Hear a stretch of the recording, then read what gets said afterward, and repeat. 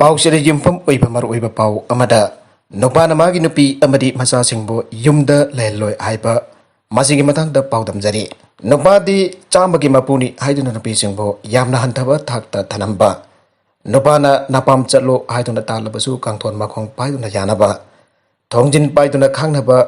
ꯍꯥꯏꯅꯔꯝꯕ ꯀꯌꯥ ꯑꯗꯨ ꯋꯥꯔꯤ ꯑꯣꯏꯗꯨꯅ ꯂꯩꯅꯔꯒꯅꯤ꯫ ꯃꯃꯥꯡꯉꯩꯗ ꯅꯨꯄꯥꯅ ꯇꯥꯟꯊꯣꯔꯛꯂꯕꯅꯤ ꯍꯥꯏꯗꯨꯅ ꯅꯨꯄꯤꯅ ꯃꯌꯨꯝ ꯃꯄꯥꯝꯗ ꯍꯜꯂꯛꯇꯨꯅ ꯆꯦꯛ ꯃꯣꯛ ꯂꯥꯎꯗꯅ ꯂꯩꯅꯔꯝꯕ ꯃꯇꯝ ꯑꯗꯨ ꯉꯁꯤꯗꯤ ꯑꯣꯏꯗ꯭ꯔꯦ꯫ ꯅꯨꯄꯥ ꯑꯣꯏꯕꯁꯤꯡ ꯅꯠꯇ꯭ꯔꯒꯅ ꯅꯨꯄꯥ ꯃꯌꯨꯝꯒꯤ ꯃꯤꯑꯣꯏꯁꯤꯡꯅ ꯌꯨꯝ ꯄꯥꯜꯂꯛꯄꯤ ꯅꯨꯄꯤ ꯑꯃꯗ ꯑꯣꯠꯅꯩꯕ ꯇꯧꯕ, ꯆꯩꯕ ꯊꯥꯡꯕ ꯃꯈꯜ ꯑꯃꯗꯒꯤ ꯐꯤꯕꯝ ꯂꯩꯔꯛꯄ ꯃꯇꯝꯗ ꯃꯗꯨꯗꯒꯤ ꯊꯦꯡꯅꯔꯕ ꯑꯥꯏꯟ ꯂꯩꯔꯛꯄꯅ ꯅꯨꯄꯥꯅ ꯅꯨꯄꯤꯕꯨ ꯑꯣꯠꯅꯩꯕꯗ ꯑꯋꯥꯐꯝ ꯑꯃꯗꯤ ꯋꯥꯈꯜ ꯏꯪꯗꯅꯤꯡꯉꯥꯏ ꯑꯣꯏꯕ ꯐꯤꯕꯝ ꯂꯩ ꯍꯥꯏꯕꯗꯨ ꯇꯁꯦꯡꯅ ꯇꯥꯛꯂꯦ꯫ ꯄꯣꯛꯄ ꯁꯤꯕ ꯃꯇꯝꯗ ꯃꯔꯤ ꯂꯩꯅꯕ ꯂꯣꯏꯁꯪꯗ ꯔꯦꯖꯤꯁꯇꯥꯔ ꯇꯧꯒꯗꯕꯅꯤ ꯍꯥꯏꯕ ꯂꯩꯔꯕꯁꯨ ꯊꯧꯁꯥꯗꯕ ꯅꯠꯇ꯭ꯔꯒꯅ ꯈꯪꯗꯕꯗꯒꯤ ꯊꯣꯏꯅ ꯄꯨꯛꯅꯤꯡ ꯆꯪꯂꯨꯕ ꯂꯩꯇ꯭ꯔꯕꯁꯨ ꯗꯦꯠ ꯅꯠꯇ꯭ꯔꯒꯅ ꯕꯥꯔꯊ ꯁꯥꯔꯇꯤꯐꯤꯀꯦꯠ ꯃꯊꯧ ꯇꯥꯔꯛꯄ ꯃꯇꯝꯗꯗꯤ ꯃꯗꯨ ꯇꯥꯟꯊꯣꯛꯅꯅꯕ ꯍꯣꯠꯅꯩ꯫ ꯃꯥꯟꯅꯕ ꯃꯑꯣꯡꯗ ꯅꯨꯄꯥ ꯅꯨꯄꯤ ꯑꯃ ꯍꯦꯛ ꯂꯨꯍꯣꯡꯂꯛꯄ ꯃꯇꯝꯗ ꯃꯗꯨ ꯔꯦꯖꯤꯁꯇꯥꯔ ꯇꯧꯒꯗꯕꯅꯤ ꯍꯥꯏꯕ ꯋꯥꯐꯝ ꯂꯩꯔꯕꯁꯨ ꯊꯣꯏꯅ ꯃꯊꯧ ꯇꯥꯕ ꯑꯣꯏꯅ ꯈꯜꯂꯨꯗꯦ꯫ ꯑꯗꯨꯕꯨ ꯐꯣꯔꯦꯟ ꯄꯥꯁꯄꯣꯔꯠ ꯂꯧꯕ ꯇꯥꯔꯛꯄ ꯅꯠꯇ꯭ꯔꯒꯅ ꯑꯇꯣꯞꯄ ꯑꯣꯊꯣꯔꯤꯇꯤ ꯑꯃꯅ ꯃꯗꯨ ꯄꯨꯔꯛꯇꯕ ꯌꯥꯗꯦ ꯍꯥꯏꯅ ꯆꯩꯅ ꯌꯩꯕ ꯍꯥꯏꯕ ꯋꯥꯐꯝꯒ ꯃꯊꯧ ꯇꯥꯔꯛꯄ ꯃꯔꯝꯅ ꯆꯍꯤ ꯀꯌꯥꯒꯤ ꯃꯃꯥꯡꯗ ꯂꯨꯍꯣꯡꯈꯤꯕꯒꯤ ꯃꯦꯔꯤꯌꯦꯖ ꯁꯥꯔꯇꯤꯐꯤꯀꯦꯠ ꯅꯧꯅ ꯇꯥꯟꯊꯣꯛꯅꯅꯕ ꯍꯣꯠꯅꯩ꯫ ꯅꯨꯄꯥ ꯅꯨꯄꯤ ꯑꯃ ꯆꯠꯅꯕꯤꯒꯤ ꯃꯇꯨꯡ ꯏꯟꯅ ꯂꯨꯍꯣꯡꯈ꯭ꯔꯕ ꯇꯨꯡꯗ ꯃꯦꯔꯤꯌꯦꯖ ꯔꯦꯖꯤꯁꯇꯔ ꯇꯧꯍꯧꯗ꯭ꯔꯕꯁꯨ ꯌꯥꯅꯗꯨꯅ ꯃꯣꯠ ꯆꯥꯟꯅꯗꯗꯨꯅ ꯈꯥꯏꯗꯣꯛꯅꯅꯕ ꯍꯣꯠꯅꯔꯛꯄ ꯃꯇꯝꯗ ꯀꯣꯔꯠꯀꯤ ꯑꯌꯥꯕ ꯆꯪꯉꯤ꯫ ꯀꯣꯔꯠꯇꯁꯨ ꯈꯥꯏꯗꯣꯛꯅꯕ ꯅꯠꯇ꯭ꯔꯒꯅ ꯈꯥꯏꯅꯕ ꯍꯥꯏꯅ ꯋꯥꯍꯟꯊꯣꯛ ꯄꯤꯕ ꯌꯥꯕ ꯃꯇꯥꯡ ꯑꯅꯤ ꯂꯩ꯫ ꯈꯥꯏꯗꯣꯛꯅꯕ ꯍꯥꯏꯕꯁꯤ ꯖꯨꯗꯤꯁꯤꯌꯦꯜ ꯁꯦꯄꯥꯔꯦꯁꯟ, ꯍꯥꯏꯕꯗꯤ ꯀꯣꯟꯅ ꯃꯈꯣꯏ ꯑꯅꯤ ꯑꯁꯤ ꯃꯇꯩ ꯃꯅꯥꯎ ꯑꯣꯏꯅꯗꯤ ꯑꯗꯨꯝ ꯂꯩꯍꯜꯂꯒ ꯄꯨꯟꯅ ꯂꯩꯃꯤꯟꯅꯍꯟꯅꯕꯒꯤ ꯃꯑꯣꯡꯗ ꯔꯥꯏ ꯄꯤꯗꯨꯅ ꯊꯝꯕꯅꯤ꯫ ꯑꯗꯨꯒ ꯈꯥꯏꯅꯕ ꯍꯥꯏꯅ ꯍꯟꯕ ꯌꯥꯕ ꯋꯥꯐꯝꯅ ꯅꯨꯄꯥ ꯅꯨꯄꯤ ꯑꯅꯤ ꯑꯗꯨ ꯔꯥꯏ ꯇꯥꯕ ꯅꯨꯃꯤꯠꯇꯒꯤ ꯃꯇꯩ ꯃꯅꯥꯎ ꯑꯣꯏꯗ꯭ꯔꯦ ꯍꯥꯏꯕꯒꯤ ꯔꯥꯏ ꯄꯤꯗꯨꯅ ꯊꯝꯕꯅꯤ꯫ ꯃꯔꯝ ꯑꯁꯤꯅ ꯀꯅꯥꯒꯨꯝꯕ ꯅꯨꯄꯤ ꯑꯃꯅ ꯅꯨꯄꯥ ꯃꯌꯨꯝ ꯊꯥꯗꯣꯛꯇꯨꯅ ꯆꯍꯤ ꯀꯌꯥ ꯑꯃ ꯃꯄꯥꯝꯗ ꯅꯠꯇ꯭ꯔꯒꯅ ꯑꯇꯣꯞꯄ ꯃꯐꯝ ꯑꯃꯗ ꯂꯩꯕ ꯇꯥꯔꯕꯁꯨ ꯃꯍꯥꯛ ꯑꯗꯨ ꯃꯥꯒꯤ ꯅꯨꯄꯥꯒ ꯑꯥꯏꯟꯒꯤ ꯊꯣꯡꯗ ꯈꯥꯏꯅꯔꯦ ꯍꯥꯏꯅ ꯂꯧꯕ ꯌꯥꯗꯦ, ꯑꯃꯗꯤ ꯑꯥꯏꯟꯒꯤ ꯊꯣꯡꯗꯁꯨ ꯖꯨꯗꯤꯁꯤꯌꯦꯜ ꯁꯦꯄꯥꯔꯦꯁꯟꯗ ꯂꯩꯕꯅꯤꯁꯨ ꯍꯥꯏꯕ ꯌꯥꯗꯦ꯫ ꯍꯤꯟꯗꯨ ꯂꯣ ꯃꯈꯥ ꯄꯣꯟꯅ ꯅꯨꯄꯤ ꯑꯃꯅ ꯃꯥꯒꯤ ꯅꯨꯄꯥꯗꯒꯤ ꯈꯥꯏꯅꯗ꯭ꯔꯤꯕ ꯃꯇꯝ ꯑꯗꯨ ꯐꯥꯎꯕ ꯅꯨꯄꯥ ꯃꯌꯨꯝꯗ ꯂꯩꯕꯒꯤ ꯍꯛ ꯄꯤ꯫ ꯃꯥꯟꯅꯕ ꯃꯑꯣꯡꯗ ꯖꯨꯗꯤꯁꯤꯌꯦꯜ ꯁꯦꯄꯥꯔꯦꯁꯟ ꯇꯧꯗꯨꯅ ꯂꯩꯕ ꯃꯇꯝꯗꯁꯨ ꯅꯨꯄꯤ ꯑꯗꯨꯅ ꯅꯨꯄꯥ ꯃꯌꯨꯝꯗ ꯂꯩꯕꯒꯤ ꯍꯛ ꯐꯪꯉꯤ꯫ ꯈꯔ ꯅꯧꯕ ꯗꯣꯃꯦꯁꯇꯤꯛ ꯚꯥꯏꯑꯣꯂꯦꯟꯁ ꯍꯥꯏꯅ ꯁꯝꯅ ꯈꯪꯅꯕ ꯑꯥꯏꯟꯒꯤ ꯃꯈꯥꯗꯁꯨ ꯅꯨꯄꯥ ꯅꯠꯇ꯭ꯔꯒꯅ ꯅꯨꯄꯥ ꯃꯌꯨꯝꯒꯤ ꯃꯤꯑꯣꯏꯁꯤꯡꯅ ꯑꯣꯠꯅꯩꯔꯦ ꯍꯥꯏꯕ ꯃꯇꯥꯡ ꯂꯩꯔꯛꯄ ꯃꯇꯝꯗ ꯅꯨꯄꯤ ꯑꯗꯨꯒꯤ ꯂꯩꯐꯝ ꯄꯤꯍꯟꯅꯕꯒꯤ ꯑꯣꯔꯗꯔ ꯇꯥꯍꯟꯕ ꯃꯇꯥꯡ ꯌꯥꯎꯔꯤ꯫ ꯃꯁꯤꯅ ताकपदी नुपी अदुदा ओतनैरे हाइबगे वफम लाक्पा मतमदा नुपी अदुना मागे मफमदा हेक्ता चतुना लैत्रबसु जाय हाइबने। अदुमैनमक साउनबा खना चैनबा हाइबा सिमक्तबा फतबा थौदोक वाथोक कया अमा इरोइनगनबा मरमदा नुपी अदुगी पुन्सीदा यामना चाउना मांगननबा होनरकपदगे कंजनबा अचौबा सिंगनबा अमदि ओय। ngami haiduna nupana janingdre haiduna nupi amabu magi mayumdagi hekta tanthokpa lahendaba adudi yadre। Maharashtra नुपा अमना मागी नुपी अदु खाइनजरगे हाइदुना फैमिली कोर्ट केस थाबा मतमदा कोना याबा पिरमदे मदुगी महुत्ता महाक अमदि मागी नुपी का जुडिशियल सेपरेशन तौबगी राय ताई। नुपी असि नुपा अमदि नुपा मयुमगी मियोइसिंगी लाइफम ओइरिबा मफम अमदा मसा अनी का लोइना जुडिशियल सेपरेशन तौरिंगी मतम असिदा लेरगे। असुमदा नुपा मयुम न चिंगबा जुम असिदा लेरकपा मतमदा हाउसिंग कॉर्पोरेशन न जुम अदु सेमजिन साजनरबा जुम अदुदा लेरिबा मियोइसिंगी मफमदा नोटिस थातुना मफम अदु थादोकनबा याय। मफम अदु थादोकलबा याय। ngami haiduna nupana janingdre haiduna nupi amabu magi mayumdagi hekta tangthokpa lahendaba adudi yadre। Maharashtra नुपा अमना मागी नुपी अदु खाइनजरगे हाइदुना फैमिली कोर्ट केस थाबा मतमदा कोना याबा पिरमदे मदुगी महुत्ता महाक अमदि मागी नुपी का जुडिशियल सेपरेशन तौबगी राय ताई। नुपी असि नुपा अमदि नुपा मयुमगी मियोइसिंगी लाइफम ओइरिबा मफम अमदा मसा अनीगा लुइना जुडिशियल सेपरेशन तौरिंगी मतम असिदा लेरगे।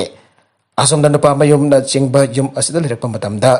हाउसिंग कॉर्पोरेशन जुम अदु सेमजिन साजनरबा जुम अदुदा लेरिबा मियोइसिंगे मफमदा नोटिस थातुना मफम अदु थादोकनबा हाय। हाउसिंग कॉर्पोरेशन सेमजिन साजिनगदोरिबा जुमसिंग अदुदा लेरिबा मियोइसिंग अदुगिदमक सेमजिन साजिनबा लोरबा मफमसिंगदा होंदोखिनबा हाय। नुपा सिना सिनदुना लेरिबा नुपा मयुमना चिंगबा जुम असिगे होंदोकफम ओइना फ्लैट अनि पीबा मतमदा महापा फ्लैट अमदा लहनबा यानबिउ हाइदुना नुपी असिना बॉम्बे हाई कोर्ट नुपा अदुगी मथक्ता केस थाई। केस अदुदा नुपा अदुना नौना कॉर्पोरेशन पीबा होंदोक ननबा फ्लैटसिंग अदुदा लैबगी महुत्ता अतोपा मफम अमदा ओइना लैयु हाइबगी वफम थमलकपदुदा यमफम ओरगा राय ताबदगी नुपी अदुना हाई कोर्ट के राय अदु जानिंगदुना सुप्रीम कोर्ट दा जवे। सुप्रीम कोर्ट SLP थाब मतमद नुपी असिना वकील नेत्र मसा मन कोर्ट की मांग मसा की केस लेपे मतंग असिदा पनब जाब वफम अमदी भारत की वददी कोर्ट की ममांग वाकत थांगतप नत्रगना वांगांग थंबा असि उकल के खोथांग तौबा मा नत्रगना कनागुम मियोय अमना मागी केस अदु मसा मन लेपसब ngamlabadi lepa yabagi ayaba पे मसा मंग मसा की केस लेपजगे आइब तारबदी मियोय अदु कोर्ट दगी डेकोरम चनबी खंगबा अमदी जज सिंह हंगलकपा पांबा वफम दनिंगथिना पाव फाउनबा ngamba ओइगदबनी करिगुमदा मसा मगना लेप मतमदा जज का पाव फाउनबा ngamdaba कोर्ट सिनगदबा लोंदा पुदा लाइरक्तबा मतमदा जज न वकील अमगी मतेंग लो हाइदन केस अदु तादबगी थौंग सु मरग मरगते हेक हेक थोक्तबा नते मरमदि ममल जामलबा कोर्ट की मतम अदु पाव फाउनबा वातुना मखनबा याबा ओइदे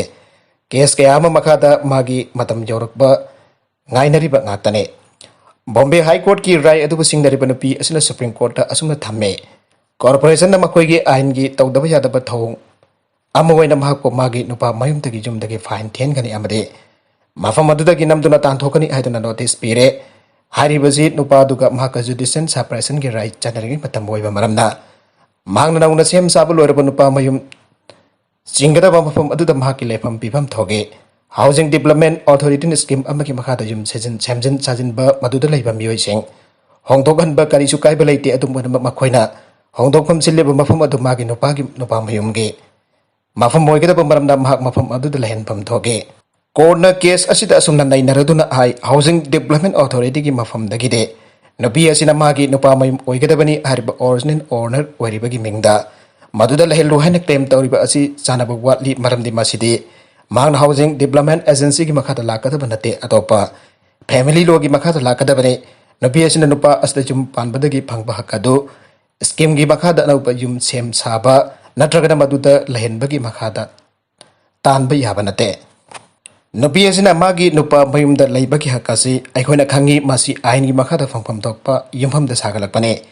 मांगना मागी हक तालकलिबा मांगवासे आइन की थोक वनबदगी अखोइना जाथोकपा ngamdragasu मागी हक अदुदी खंगबिफम थोगे लोहंगलबी नुपी अमना लोहंगख्रबा मतुंगदगी पुंसी चुपा मागी इमुंग मनुंगा लोइनना नुपा मयुमदा लैबगी हक लै मासी पुन्ना लैबा इमुंग अमदनी अदुगा करिगुंबा तोखाई लैबा इमुंग ओरबदी तोखाइना लैरबा जुम अदुदा मागी मपुरुइबा अमदि मसा सिंग लैबगी हक लै हारिबा हकसी नुपी अदुना मागी नुपा अदुदा मयुम पानबदगी थोरकपा हकने नुपा अदुना कोर्ट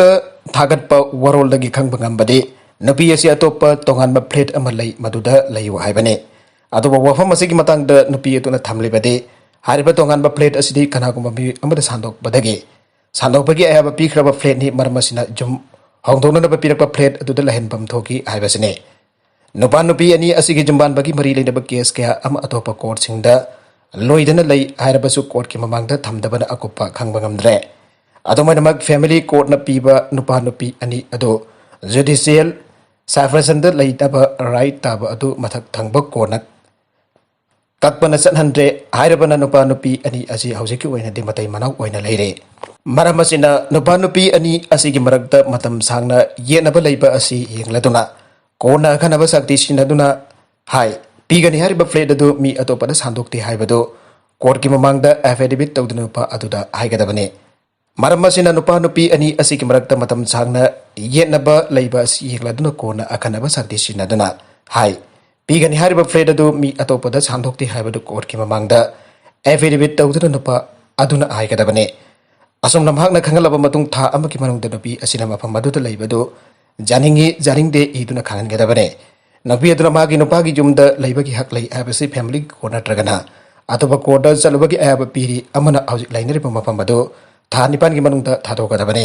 जुम अदु थादोकपदा चंगबा खर्च नुपा अदुना पुगदबने अमदि था निपान फावबदि नुपी अदुना लैनरिबा मफम असिगी भारत नुपा अदुना पुगदबने मतम असिदा नुपी अदुदा अकाइबा अयतपा अमा पीबा यारोय हारदुना केस असि लोइसल्ले अरोइबदा कंटेंट असिगी मरुइबा पाउ असिबा पाउ दमजरिबा Manipur local news YouTube channel अमदि फेसबुक पेज असिदगी येंगबिरिबा पुनमक पथागजरे चैनल असिना तोमदा कानारबदि सब्सक्राइब तौबिद्रिबसिना सब्सक्राइब तौबिरम लोइनना लाइक एंड शेयर तौबसु काबिगनु पुनमक पो अमुक हन्ना थागजरे।